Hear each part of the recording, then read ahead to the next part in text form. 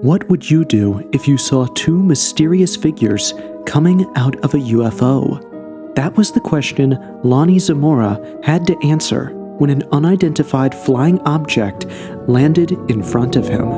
Soon, he found himself in an interrogation room, hooked up to a polygraph.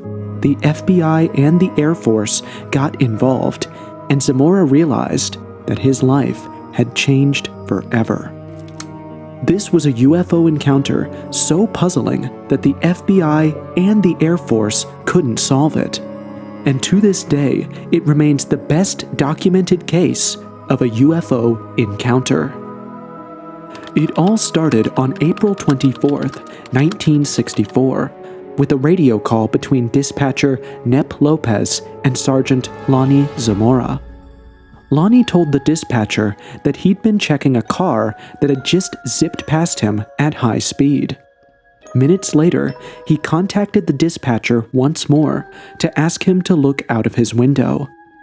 There was something in the sky, and it was high enough and big enough that both Lonnie Zamora on the street and dispatcher Nep Lopez in his office would be able to see it. Lopez asked Zamora to tell him what he should be looking for. To describe the object, Zamora told him that it looked like a balloon, but he was sure that it was not a balloon, which is why he made another call, this time to New Mexico State Police Sergeant Chavez. He asked the sergeant to meet him at his location, because whatever he was seeing wasn't normal. Chavez got in his car and went straight to Zamora, but it was already too late. Zamora seemed to be shaken and sick. Before Chavez could ask him if he was okay, Zamora gestured for the sergeant to follow him. Within minutes, they arrived at a spot with smoldering grass. There were small, evenly spaced patches of grass that were burnt, and an area in the bush was flattened. Here is Zamora describing what they saw. We came down here and we saw this big rock right down here, and it was still on fire. And then we saw the imprints of the legs of the craft, and there was 4 of them. And then we saw this footprints around here. A balloon sighting followed by patches of burnt grass, even as strange as it sounds, wasn't a big deal. What was a big deal was that moments later, the U.S. Air Force showed up. Whatever caused those burnt patches was so important that the U.S. Air Force had to get involved. The case was investigated, and it became one of the best documented cases of an unidentified flying object.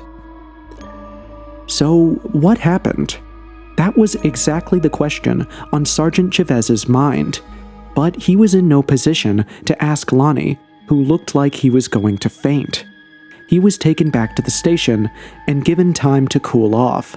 Then, his colleagues asked him to describe what had happened, and his testimony raised eyebrows in the highest offices of the Department of Defense. Zamora said that he was pursuing a speeding car when he heard a roar. It seemed to be coming from the sky, so he looked up in its direction. And what he saw was a flame in the sky roughly half a mile away. He thought that a nearby dynamite shack might have blown up, so he stopped pursuing the speeding car and went to investigate the explosion. And things got really weird real quick. At first, Zamora saw a glint in the sky.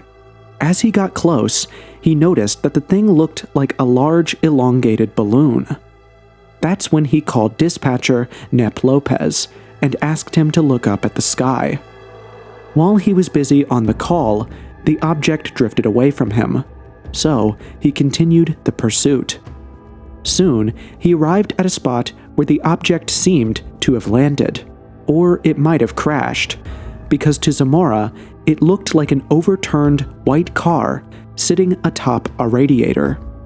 All of this was happening so quickly that Zamora did not have time to question why a car would come crashing down from the sky, or why it would be sitting on a radiator. If he had the time, he might have realized that what he was seeing wasn't a car at all. and if he thought things through, he might not have done what he did next. Without any backup, Zamora went directly to the strange object, and finally saw what it was. It was like aluminum, but white instead of chrome, and it was shaped like the letter O. So it was like a metal balloon, but large enough to fit not one, but two people inside. People or people-sized creatures. Zamora wasn't sure.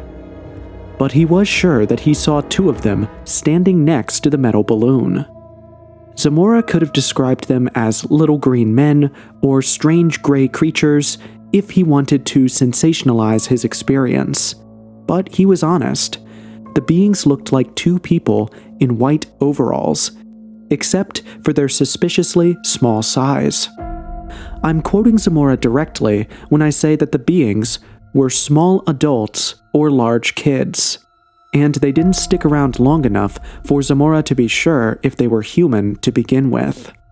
Soon, he heard a roar similar to the one he heard before, and then he saw a blue and orange flame under the object, which rose up immediately and quickly moved away.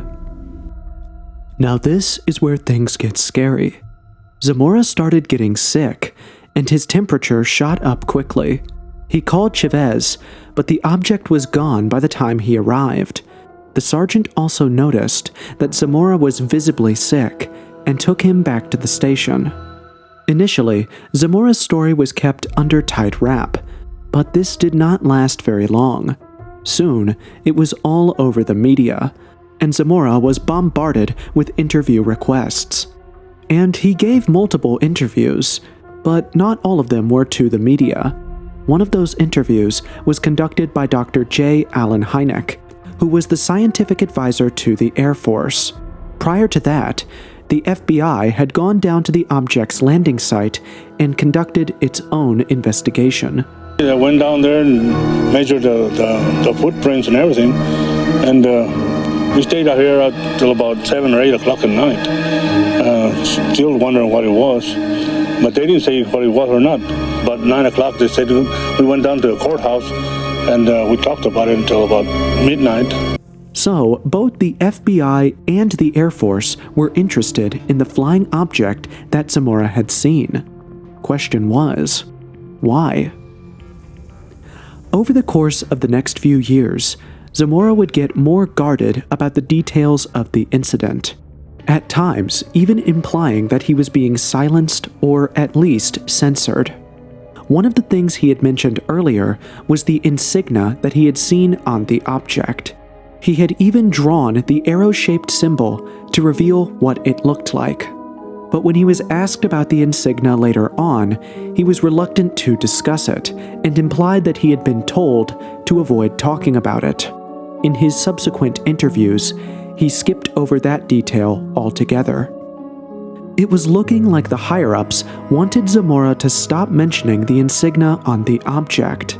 Moreover, the authorities wanted him to dismiss the whole thing, perhaps calling it a misunderstanding. And to get him to drop his story, they started gaslighting him. The people they had sent to interview him started second-guessing him, asking him if he was sure that his eyes weren't playing tricks on him. This is especially cruel when you consider that the investigators were trying to get Zamora to admit to something that would get him fired. Person after person asked him if he was okay mentally and didn't just imagine the whole thing. Such repetitive questioning can make anyone doubt themselves, much less an old man like Lonnie Zamora. But Zamora stuck with his initial position, that he really saw a solid, metallic, balloon-like object, and that he saw two figures in white overalls standing beside it. The authorities kept trying to convince him that he had imagined the whole thing. They acted like his story wasn't all that serious, but behind his back, they took it pretty seriously. And this would not have come to light if it were not for Dr. Hynek, who started out as a skeptic, but then flipped to Zamora's side. Dr. J. Allen Hynek was an American astronomer and researcher who had worked with the U.S. Air Force on 3 different projects. His advice was highly valued both in the Air Force and at Ohio State University, where he was a professor at the Department of Physics and Astronomy, so he was as legit as it gets. And his decision to believe in Zamora should have made Zamora happy. He should have given him 100 interviews talking about how an Air Force consultant believed him. But Zamora didn't do any of this. He did not chase conspiracy circle stardom, and preferred not to talk about the incident at all. He kept his job with the New Mexico police, and was deemed reliable for the rest of his service. Despite his attempts to avoid fame, Zamora ended up becoming a local hero. Many believed him, but many made fun of him as well. But ultimately, time vindicated Zamora when the Air Force Office of Special Investigations declassified Project Blue Book, a U.S. Air Force program that investigated unidentified flying objects, UFOs, from 1952 to 1969. Documents from the project revealed that the Air Force took Lonnie Zamora's story quite seriously. More importantly, it revealed the investigators failed to dismiss Zamora's claims as made up. And that kind of explains why Dr. Hynek switched his position regarding the encounter. He started off as a skeptic, but kept an open mind. He interviewed Zamora and other witnesses who also claimed to have seen something in the sky. Zamora was subjected to a polygraph that he passed effortlessly, implying that at the very least, Zamora believed he had seen the flying object.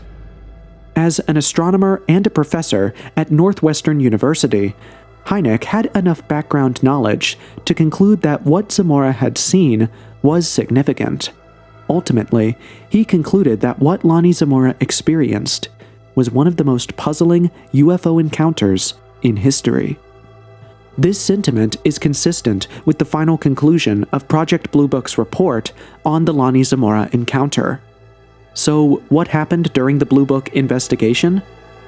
Well, investigators personally examined the landing marks in the Socorro Desert, where the object seemed to have landed.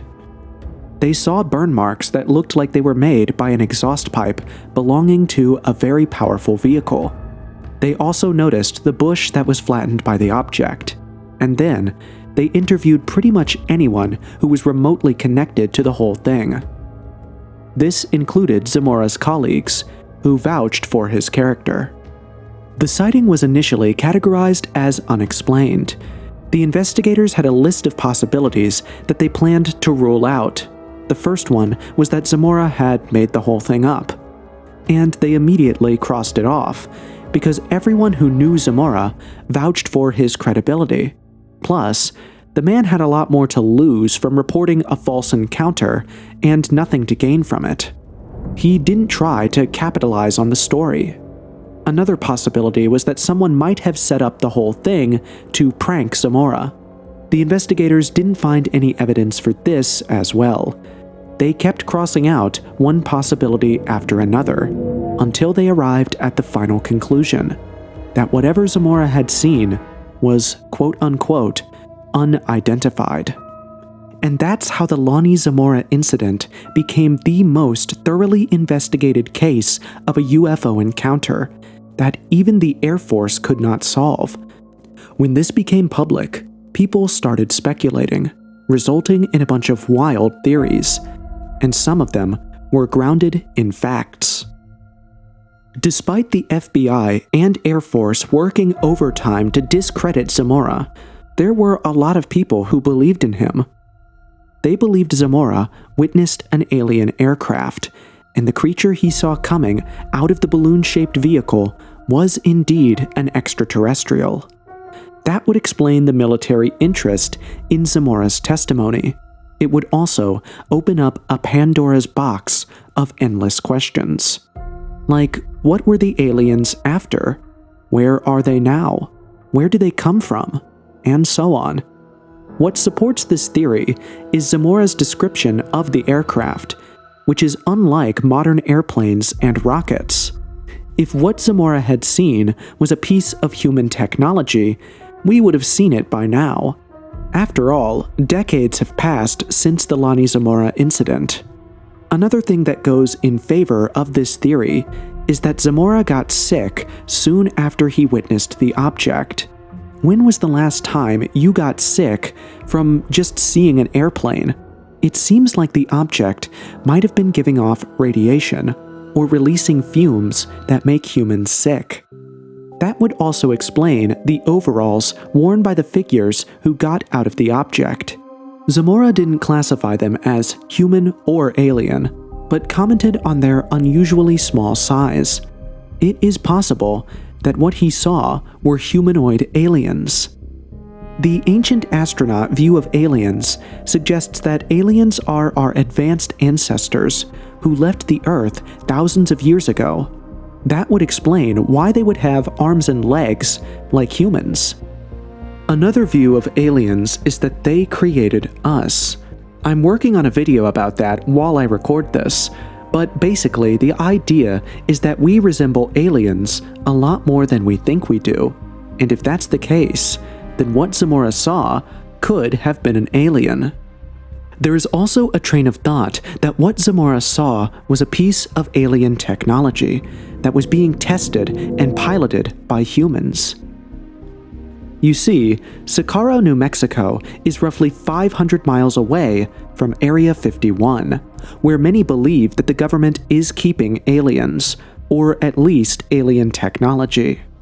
As recently as 2023, U.S. Air Force Intelligence Officer David Grush testified in front of a Congress committee claiming that the military had recovered non-human biologics at a UFO crash site.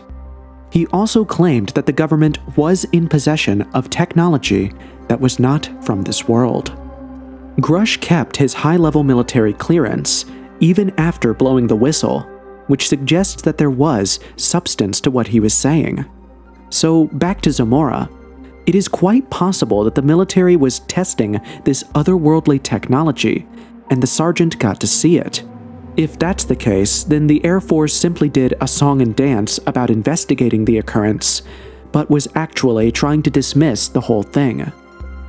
And the fact that interrogators and interviewers tried to make Zamora think that he had imagined the whole thing kinda hints at the government's involvement. One of the things that the military did not want to get out was the insignia on the craft. And that brings us to a secret technology theory.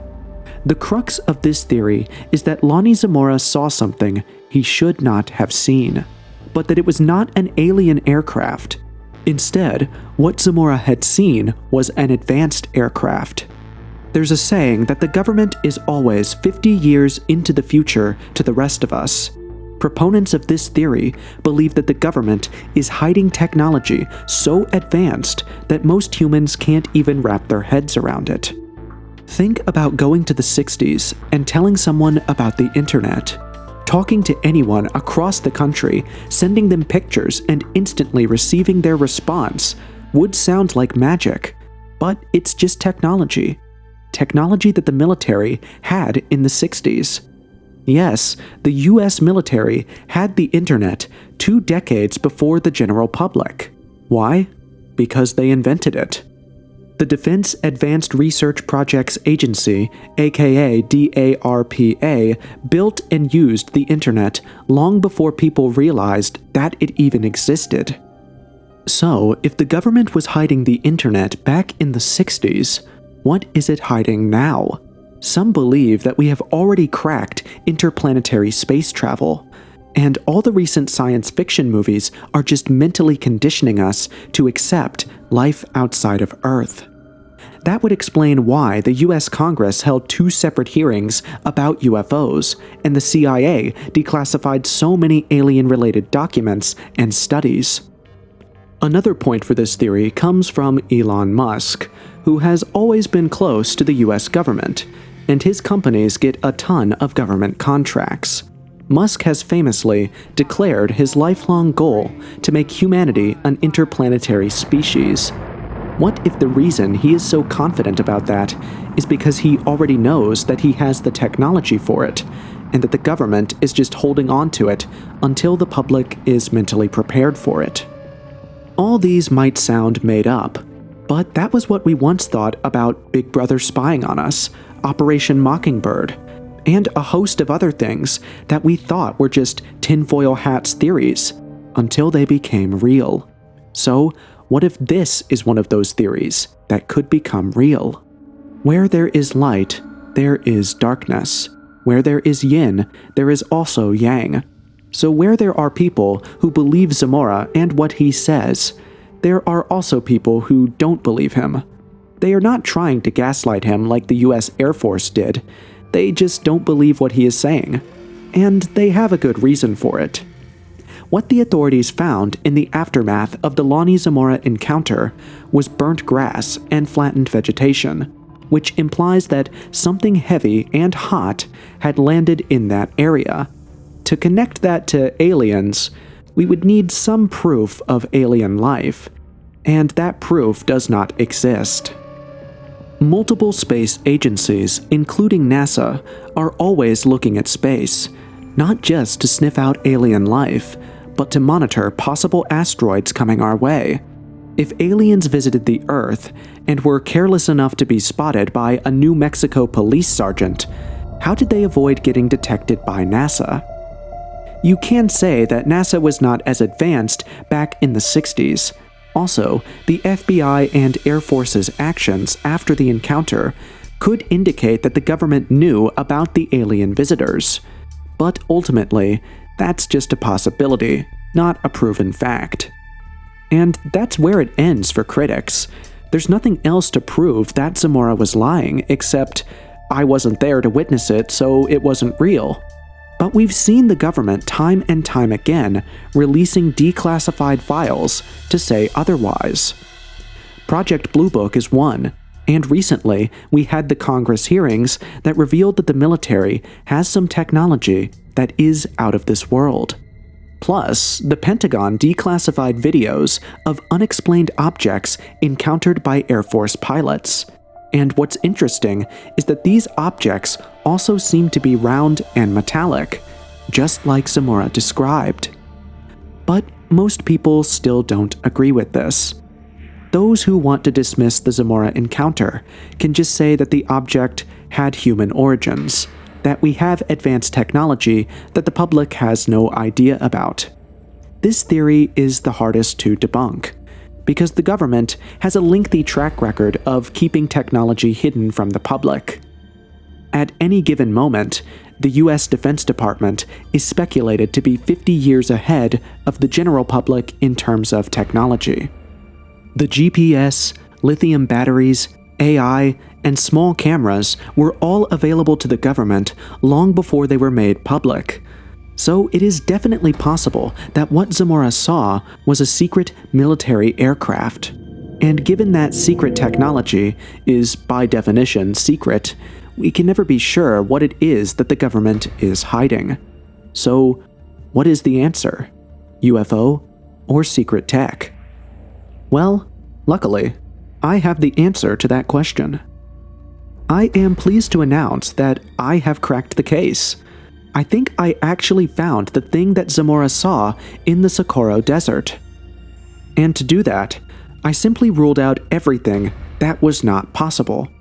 Zamora could not have hallucinated the whole thing, because other witnesses noticed something in the sky around the same time, and there were landing marks that were investigated by the FBI and the Air Force. It was suggested that Zamora could have been pranked by the students from New Mexico Tech, who had access to explosives and a lab. And the reason we think this is because the president of New Mexico Tech said in a letter that the whole thing was a prank pulled by one of his students who had since left the school. But no one came forward to take credit for the prank. And that led me to the final possibility, that it was indeed a piece of technology, and I just had to find it. The first candidate was a balloon drone. These things look metallic and are balloon-shaped. but a balloon drone cannot carry human passengers, and Zamora saw two figures come out of the object. So I narrowed my search to technology that can carry people, is balloon-shaped, and is basically owned by the government. Then I went through 50 years of unclassified documents to actually get to a piece of government technology that comes pretty close to Lonnie Zamora's description of the flying object. And that technology is the VZ-90 Avro car. This metallic aircraft looks like an inflatable and has a crew capacity of 2. It was part of a secret military project carried out in the early years of the Cold War, and it was meant to use a different kind of flight mechanism, based on a single turbo rotor blowing exhaust out of a circular aircraft. Now, that sounds like something that would flatten a bush and leave the grass underneath smoldering for a while. I'm pretty convinced that what Lonnie Zamora saw was this vehicle, or something similar to it, that was being tested by the military. This specific model was discontinued before the Zamora encounter, so maybe what he saw was the next iteration. This could explain why the Air Force was quick to jump on the case, to close it before Zamora unknowingly released state secrets. But that's just my conclusion. What's yours? I want to know, so tell me in the comments. I read all of them. Now, the Lonnie Zamora incident revolved around one witness, so it is easy for people to say he is lying, because we mostly have the testimony of just one man. But what if we have the testimony of 62 people? That is exactly what happened in one of the most convincing UFO encounters in Africa. This video will explain it all. And unlike the Zamora incident that was debunked, this case never was.